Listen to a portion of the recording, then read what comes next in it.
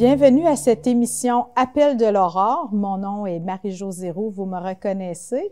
J'ai invité pour vous cette semaine Gino Filion. Merci de ton apparition à cette émission, Gino. Depuis le temps que je t'attends, c'est la première fois. Tu as accepté gentiment de venir nous présenter quelqu'un. Oui, c'est ça. Quelqu'un qui est spécial pour toi. Oui, je serais pas venu juste pour moi, mais c'est parce qu'elle existe que je suis là. Parce qu'elle est merveilleuse. Exactement. Mais d'abord, parlons de toi, Gino. Qui es-tu? Ah ben moi, je suis originaire de Thetford Mines, donc pas si loin de Victoriaville. Et je suis quelqu'un qui a déménagé beaucoup à cause de mes études. Alors, j'ai étudié en musique. Oui, tu es un artiste. À l'Université Laval, Cégep Sainte-Foy, l'Université Laval à Québec. J'ai étudié à Trois-Rivières aussi, à l'UQTR. Et j'ai fini mes études en musique à Montréal, à l'Université de Montréal. Alors, j'ai étudié en guitare classique, en jazz, en musique pop, rock, un peu tous les styles. Tu sais. C'est la guitare, ton instrument. La guitare, exactement. Vraiment concentré. C'est l'instrument qui m'a toujours attiré. Et à un moment donné, dans l'exercice de ma profession, j'ai rencontré une personne avec laquelle j'ai formé un duo qui s'est appelé Le Grand Manège, suite à un concours qui avait été organisé par la radio C'est quoi FM à Montréal. Et on avait gagné ce concours-là, le prix du meilleur musicien, le prix de la meilleure chanson.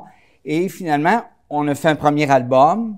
À cette époque-là, on a fait toutes les télés qui existaient, Sonia Benezra, Adlib, Beau et Chaud, tout ça. Et fait qu'on a connu un peu ce milieu-là, faire des entrevues de radio, donner des concerts. C'est ce que je dis, il était temps que tu viennes à mon émission. Oui, c'est ça. Toi, Gino, la vedette. Oui, c'est ça. Mais sauf qu'après avoir fait, finalement, en faisant les émissions de télévision, on s'est rendu compte que c'était plus ou moins ça qu'on aimait. On aimait la scène, donner des spectacles pour les gens, mais les émissions de télévision, c'est un peu stressant. Puis, fait que finalement, ça ne me manque pas et je ne cours pas après ça. Même si je fais un certain travail dans les médias sur YouTube. T'sais. C'est ça, parce que là, ta carrière musicale, c'est pas tellement ça qui t'anime ces jours-ci. Oui, c'est ça. C'est que finalement, je dirais que j'ai fait un bout avec le Grand Manège. Après ça, je suis revenu dans ma région, à Thetford. J'ai eu la chance d'avoir des bourses du Conseil des arts, ce qui est quand même spécial. J'en ai eu 3, qui m'ont aidé à développer un répertoire instrumental à la guitare acoustique. Et pour ceux qui aiment aller sur YouTube, vous avez juste à taper mon nom, Gino Filion, avec puis 2 L. Et finalement, il y a une 50aine d'extraits de compositions ou de pièces de guitaristes connus que j'ai mis. Et fait que c'est un peu ça. Et j'ai écrit à date, peut-être 200 chansons, fait des arrangements sur des albums. Alors, ça a été un peu ça. Sauf que moi, ma vie a changé, je dirais, à l'âge de 19 ans, 19 ans et demi. J'avais été invité à aller vivre un week-end sur les jeunes d'à peu près mon âge de cette époque-là. Et j'ai rencontré un prêtre que tu dois connaître, Christian Beaulieu. Bien sûr. Qui est très, très connu dans la région. Et moi, c'était la première fois de ma vie que je rencontrais un prêtre face à face, quelqu'un qui était une dizaine d'années plus vieux que moi, mais sympathique, avec lequel c'était le fun. Charismatique. Hein? Oui, il y puis, avait un charisme de rencontre. Il est fascinant dans la rencontre. C'est ça, c'était un psychologue dans l'âme. Tu sais, c'est vrai, un gars d'écoute. Alors moi, pendant une heure, j'ai parlé de moi. Puis ça n'avait pas rapport du tout à la foi, tout ça. Il m'a dit quelques mots à la fin. Je suis sorti de là, j'avais la foi. C'était vraiment le jour et la nuit. Moi, j'avais toujours été à la messe, mais jamais lu vraiment les évangiles. Je comprenais rien des homélies, tout ça. Mais en sortant de là, ça a été vraiment comme une épiphanie, une manifestation extraordinaire. Tu sais, qui t'arrive, puis qu'il y a avant et après. Et autant ma mère m'agaçait, me tannait avec Jésus, autant là, pouvait m'en parler puis me proposer des livres, tout ça. T'étais éveillé, t'étais ouvert. Ben c'est ça un peu l'éveil spirituel, parce que je ne peux pas dire que j'étais converti encore. Non. Ça a pris bien du temps avant que je me convertisse. L'es-tu? Un bout de fait. Parce que conversion, c'est vraiment changer des choses. Mais c'est toujours en évolution. De notre pensée, oui. de notre façon d'agir, tout ça. Puis, des fois, on n'est pas éclairé. Dieu permet qu'on ne soit pas éclairé tout de suite sur tout. Instantanément. Parce qu'on se découragerait. Mais avec le temps, on s'améliore, puis on s'assagit, disons. C'est beau. Ça fait que finalement, ben moi, une des choses qui a été très importante dans ma vie, ça a été la lecture, la découverte des vies de saints. OK? Tu t'es intéressé aux saints. C'est ça. Moi, avant, je ne lisais pas. Okay. Alors, j'ai commencé à lire vraiment, là. Chez nous, il n'y avait pas de livre chez nous. Okay? Mon père, il avait un tempérament d'artiste. Okay. Ma mère aussi, tu sais, elle m'a aidé dans la musique. Il aimait la musique, tout ça, mais c'était pas vraiment des lecteurs. Et là, je découvrais, mettons, si je prends le Frère André, c'est une des premières biographies que j'ai lues. Alors, en lisant le Frère André, là, je comprenais les passages où Jésus faisait des guérisons. Fait que là, ça me révélait, c'est encore, ça a dû arriver pour le vrai, puisque ça arrive encore. La petite Thérèse d'Enfant Jésus. Bon, ben là, je comprenais toute l'importance de la simplicité de l'Évangile, garder un cœur d'enfant. François d'Assise, que Jésus ait pu vivre son ministère public simplement par des aumônes. La providence. Fait que je découvrais des mystiques comme ça, Maria Valtorta, et qui a reçu tout l'Évangile en vision, dans une époque où finalement, nous, on se dit, est-ce que c'est vraiment vrai que l'Évangile? Fait que c'est venu vraiment m'alimenter, tout ça. Et j'ai commencé, au travers de mes études, à m'engager, à faire de l'animation à Trois-Rivières, au Cap-de-la-Madeleine, où j'animais les messes avec Jean-François Martel, qui est un bon musicien. Et après ça, quand j'étais à Montréal, ça a été à l'Oratoire Saint-Joseph, avec des pères de Sainte-Croix que j'avais connus à Thetford Mines. Alors, j'ai organisé des concerts pour les gens qui passaient, les pèlerins, tout ça. Et suite à ça, je suis devenu responsable d'un organisme qui existait déjà, Kehelata, qui avait été fondé par des jeunes de la communauté du désert. Et ces jeunes-là étaient rendus à Montréal et j'ai pris comme la relève. On est en 1987. Alors, depuis ce temps-là, je m'occupe de Kehelata. Du volet Kehelata. C'est ça, fait qu'à travers Kehelata, on a donné des centaines et des centaines de spectacles dans les écoles pour les étudiants du cégep et du niveau secondaire. À part ça, ben, j'ai développé avec le temps un site Internet qui s'appelle unfeusurlaterre.org, avec lequel je filme moi-même des homélies d'un prêtre que j'aime beaucoup, Pierre Desroches. Tu es présent dans les médias sociaux par ce site-là et YouTube sur lequel toutes les vidéos que je publie. Alors des fois je fais des montages aussi de vieux vidéos sur des vies de saints. Alors comme résultat, ben à date on approche 9 millions de visionnements. Quand même, mais ça fait des années que tu fais ça. C'est la 13e année. 13e année qu'on fait ça. Fait que Gino, aujourd'hui, tu es ici pour nous parler d'une personne en particulier. Exactement. Tu as trouvé en Marie-Louise Brault, quelqu'un d'exceptionnel, une femme québécoise. Tu veux nous la présenter, nous en parler? Oui, c'est ça. Finalement, Marie-Louise, j'avais lu sa vie il y a peut-être presque entre 25 et 30 ans. Okay? J'avais acheté ce livre-là ici qui était en vente à l'époque. On voit ici 9e mille. Alors, c'est quand même un livre qui a été publié en 1941 par un prêtre sulpicien qui l'a connu 8 ans avant qu'elle décède et qui a écrit... cru bon de mettre sa vie par écrit parce qu'elle est quand même extraordinaire. Exactement. Extraordinaire dans le sens de hors de l'ordinaire. Exactement. Et finalement, il y a 4 ou 5 ans, j'allais dans les librairies religieuses à Montréal, puis je voyais plus le livre. Alors, d'où l'idée de dire, ben, est-ce que c'est encore libre de droit? Est-ce qu'on ne pourrait pas faire de quoi? Tu as fait une recherche. C'est ça, pour voir si c'était possible. Et ça a donné ce livre-là qui est ici. Et grosso modo, ce que j'ai fait, c'est que, bon, j'ai amélioré la couverture. Puis, on a eu la chance, à la dernière minute, un peu avant l'édition, que d'avoir des nouvelles photos d'archives qui étaient conservées par les Sulpiciens à Montréal. Ah bon? Alors, on a eu par le fonds Louis Bouillet l'autorisation d'utiliser. Et à l'intérieur, bon, ben, ce qu'il y a il y a sa biographie, à peu près une couple de 100 pages. Et ensuite de ça, il y a 18 photos, dont des nouvelles pour ceux qui ont l'ancienne version. Des très belles photos, dont celui qui a écrit le livre. Des photos et ensuite, on a 80 lettres d'elle-même qu'elle a écrites à son directeur spirituel. Alors, ça donne... Qui nous parle de sa spiritualité. Et de ses expériences. Ses expériences au niveau mystiques. mystique spécial. À l'endos, on a mis une photo d'elle 8-9 mois avant sa mort. Elle était de passage à Stornoway, dans l'Estrie. Fait qu'on trouvait que c'était une belle photo. Et juste pour te dire, comme au début, à un moment donné, Jésus lui a dit, « Ma fille bien-aimée, ce n'est pas tant ton amour qui m'a attiré vers ton cœur, mais plutôt mon propre amour.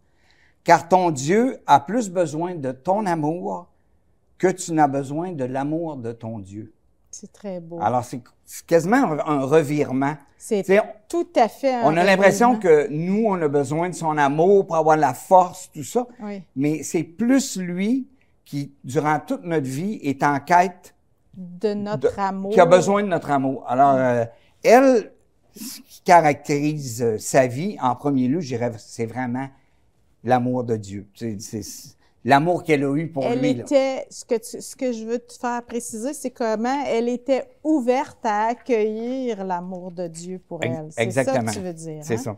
Et, alors, présente-nous-la, Gino, parce que c'est une Québécoise que moi, avant de lire ton livre, je ne connaissais pas du tout, dont je n'avais jamais entendu parler. Qui est-elle? Bon, écoute, avant, juste pour te dire, là, avant de dire, c'est une Montréalaise. Oui. Mais qui a été vraiment gratifiée de toutes sortes de dons, OK? Je vais énumérer rapidement, là. Oui. Bon, elle avait une charité hors pair. Je reviendrai, on verra le temps qu'on aura pour l'émission. Oui. Elle avait des stigmates visibles. Donc, elle portait les plaies du Christ. Alors, les plaies de la Passion. De la Passion. Le premier qui a porté ça, c'est Saint François d'Assise, qui a eu ça il y a 800 ans. Qui a été répertorié. Et depuis, il y a eu environ 300 stigmatisés dans l'histoire. Et ici, au Québec, il y en a 3 qui sont plus connus officiellement. OK. 2 un peu moins, là, que je vais faire des recherches, mais c'est très rare. En 400 ans, qu'on a eu 3. Puis elle, en plus, c'est une mère de famille. Souvent, ça arrive à des religieux, des religieuses, des personnes consacrées. Mais elle, au travers de tous ses enfants, elle vivait ça. Elle a vécu des bilocations. Bilocation, c'est quoi? C'était à 2 endroits en même temps. Dieu permet ça quand c'est pour aider quelqu'un en détresse dans une situation. Alors, la personne se retrouve vraiment physiquement. Et dans le cas, par exemple, d'une femme comme Yvonne Aimée de Malétroit, qui est une grande mystique française, elle a fait 150 bilocations, dont 10 de ces bilocations. On a la preuve des gens qui l'ont vue à tel endroit. En même temps. Et d'autres qui étaient aux 2 endroits. Alors, il y a l'attestation des 2. Alors, elle a vécu ça, des bilocations.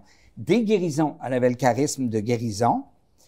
Elle était capable de lire dans les cœurs, de connaître la vie des gens quand c'était le temps de les aider. Elle a vécu d'innombrables expériences avec le purgatoire, qu'on parle pas tellement souvent. Non, c'est pas très populaire. Et malheureusement, parce que c'est un lieu important, elle a eu des visions du ciel, de saints, de la Vierge, de Jésus, de son ange gardien, du curé d'Ars, Marguerite Bourgeois lui a parlé, Sainte Thérèse d'Avila, Catherine de Sienne. Fait qu'elle a eu toutes sortes de visions d'extase. D'expériences mystiques. D'extase. Elle a eu ce qu'on appelle les parfums mystiques. Alors que ça se mettait à embaumer dans sa maison, là, puis les gens disaient, à un moment donné, les religieuses avec lesquelles elle était en contact, on les appelait, hey, venez, c'est le temps. C'est le temps. Puis là, il arrivait, puis il sentait ce parfum-là. Vous savez.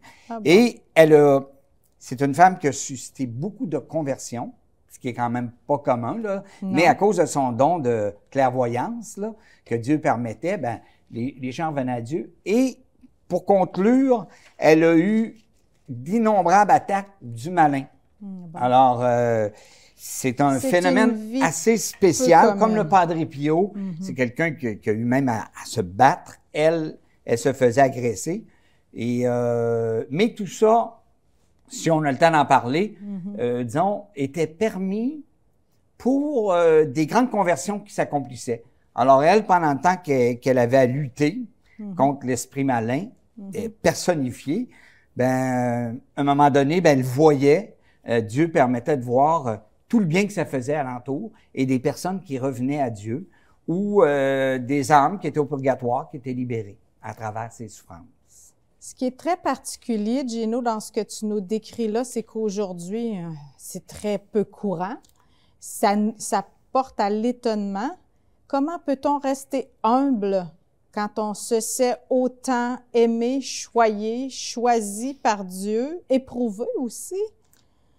Comment aussi peut-on garder la foi quand on est atteint dans son corps, dans son intégrité? C'est tout un mystère d'amour très particulier, une histoire d'amour très particulière qu'elle a eue avec le Seigneur. Je vais y aller un peu dans son enfance. Ça va peut-être commencer à répondre un peu à ce que tu dis. D'un, elle est née à Montréal, sur la rue Dorchester. Alors, dans le coin de Radio-Canada, là, c'était son milieu, ça, où elle est née. Et elle est allée dans différents collèges. Mais souvent, à un moment donné, elle avait des hémorragies. Alors, elle était obligée de quitter, puis elle changeait, elle se rapprochait. C'est ça.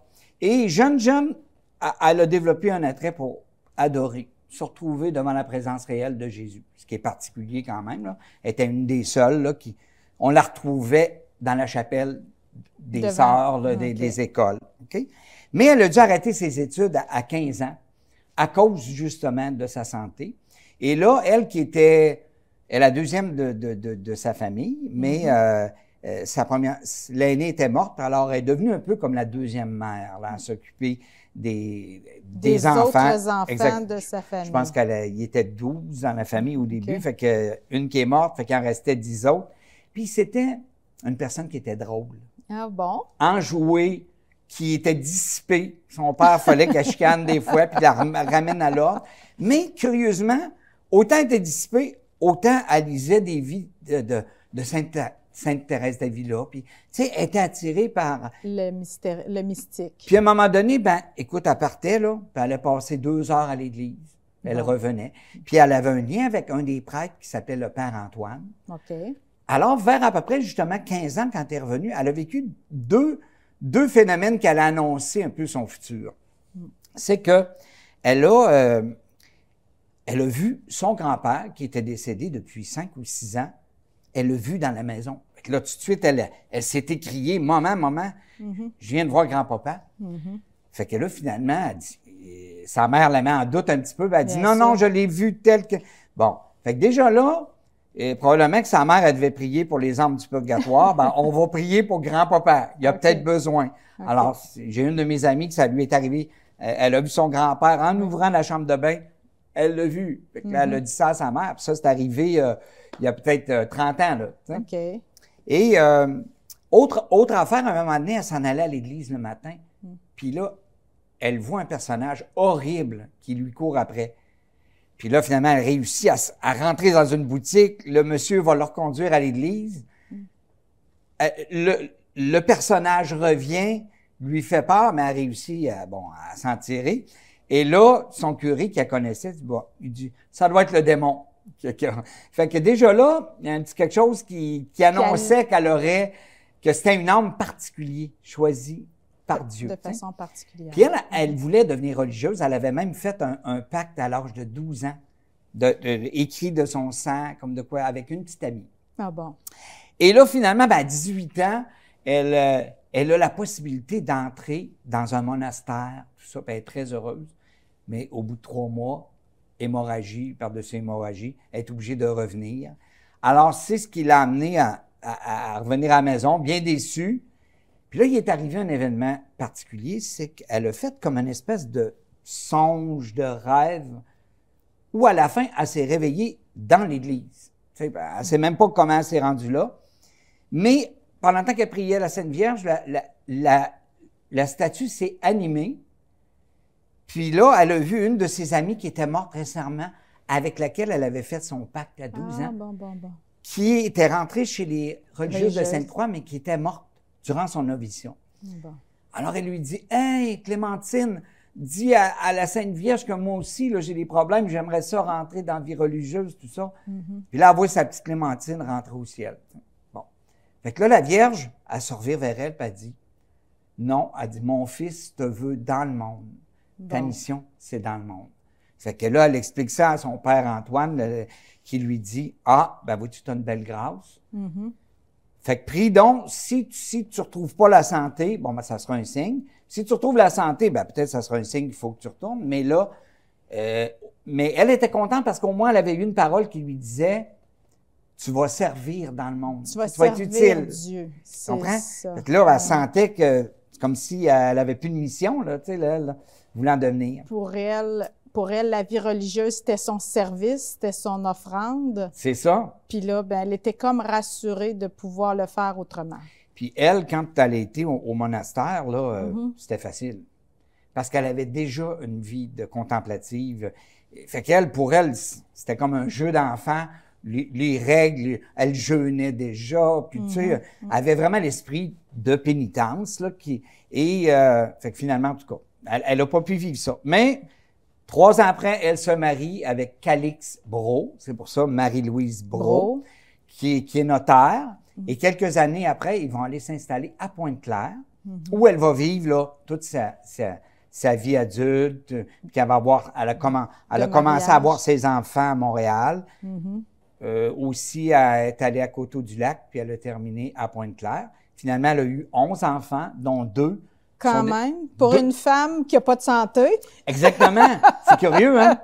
Puis il y a 2 enfants qui sont morts en bas âge. Fait que, tu sais, ça arrivait souvent à l'époque, mais c'est quand même un deuil, là. De s'imaginer que tu as perdu 2 beaux petits-enfants que tu as portés, que tu as aimés. Mais pour elle, ça devait être des petits saints qu'elle invoquait. Puis c'est ça qu'il faut faire aussi, hein, tu sais, par rapport au deuil. Ils sont présents. Puis alors, c'est ça. Fait que, c'est une femme, elle est aimée de tout le monde. Oui. Là, elle est capable de faire rire, elle est capable de tomber au sérieux. Tout le monde l'aime. Elle est charitable aussi, tu me disais. Hein? Énormément. Fait que ça, j'en parle juste. Je finis mon petit bout. On va y aller sur la charité parce que c'est vraiment exceptionnel.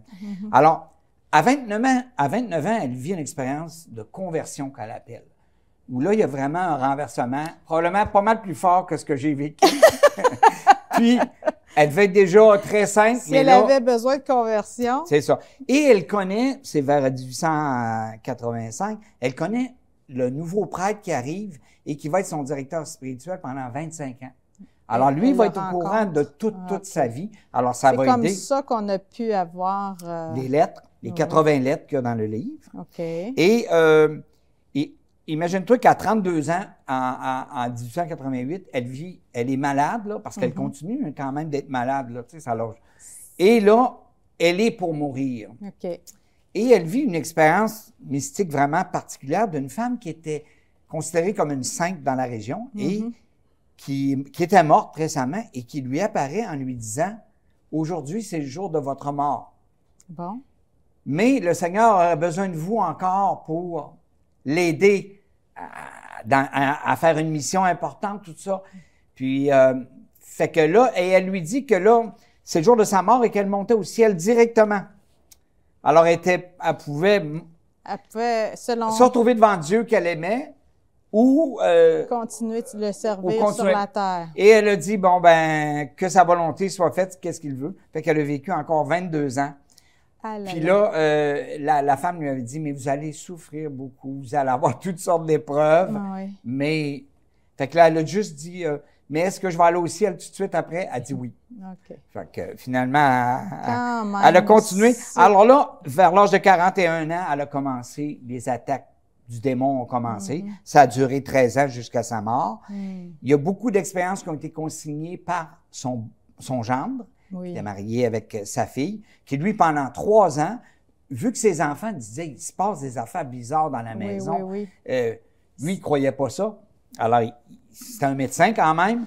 Il arrive, puis là, il commence à noter, puis pendant 3 ans, il note toutes sortes d'expériences qu'on trouve là-dedans.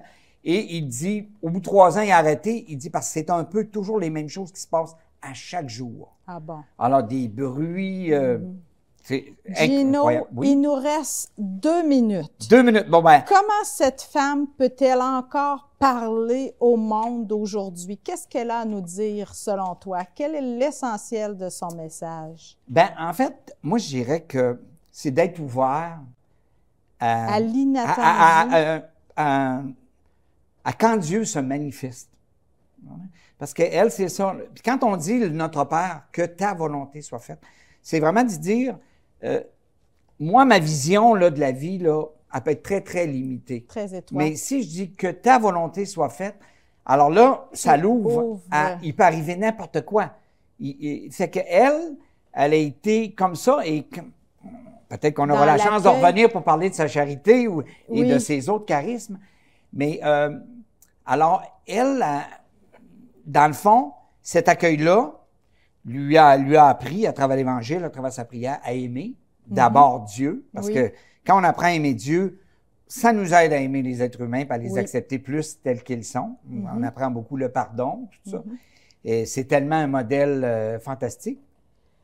Alors, je te dis merci pour ce que tu nous as appris sur Marie-Louise, mais encore plus comment tu nous as révélé à travers elle un Dieu aimant qui peut transformer la souffrance en joie, en grâce, parce que c'est ce qu'elle a vécu. Si elle a accepté de continuer son ministère ici sur Terre, plutôt que déjà rencontrer celui qu'elle aimait, c'est qu'elle devait certainement avoir des compensations de des grandes joies, de paix aussi.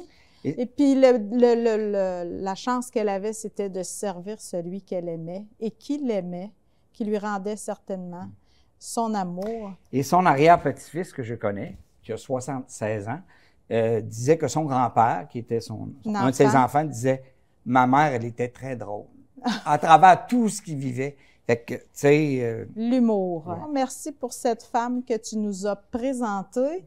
Et puis, je vous invite à vous procurer le livre si ça vous intéresse. Bureau Pro ici à Victo, puis dans les librairies religieuses du Québec. Merci, Gino. À la semaine prochaine.